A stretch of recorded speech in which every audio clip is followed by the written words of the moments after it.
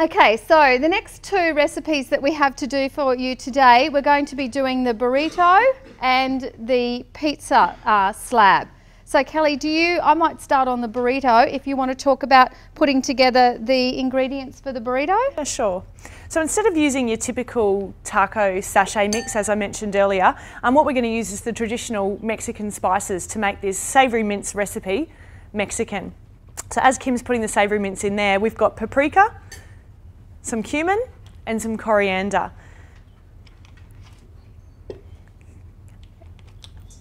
And that's going to save us a little bit of effort there as well to use those. We're also going to add in some kidney beans. So kidney beans, as I mentioned, does two things. It adds fibre, but it also bulks out the mince as well. So that's going to make your mince go further and therefore be a little bit more of an economical choice for you. So and again, obviously you'd be cooking this off if it was at your tuck shop or canteen. And as I mentioned earlier, the great thing about something like a burrito is a wrap gives you an opportunity to add green items, being lettuce, tomato and those types of items.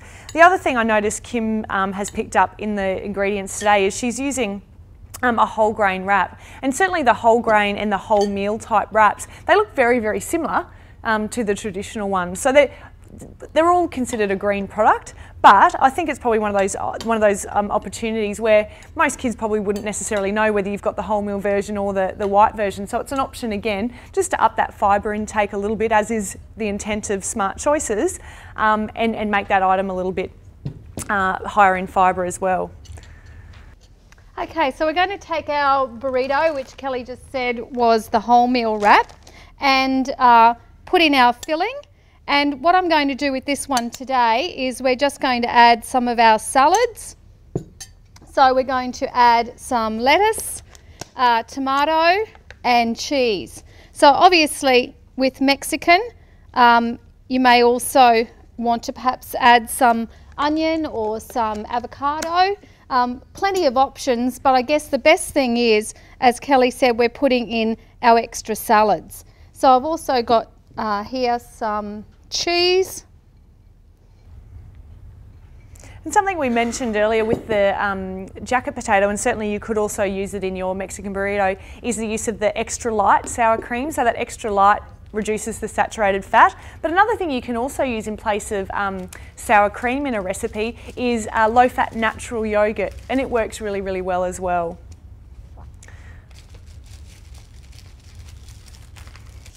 And then we've just got our burrito wrapped up. And of course, if you're going to pre-prepare these again for your tuck shop, many different ways that you might want to do that. If you want to do something and you're really keen on the presentation, you might want to do something like we've done with a coloured serviette, some wrapping paper, and perhaps just some coloured string. And as I said, this is something you might want to do when you're doing something perhaps for a function. So not necessarily every day, but certainly something that you might want to do if you're preparing a platter of food for a function. So that's the burrito. Next we'll do the pizza. Yep. So we're going to do it's not a Mexican pizza, although you could do a Mexican pizza. What we're going to be doing is a meat lover's pizza. So Kim's using the pita bread here, but you could also use, we know that you can buy the slabs in of the pizza bases where you can make a big lot all at once.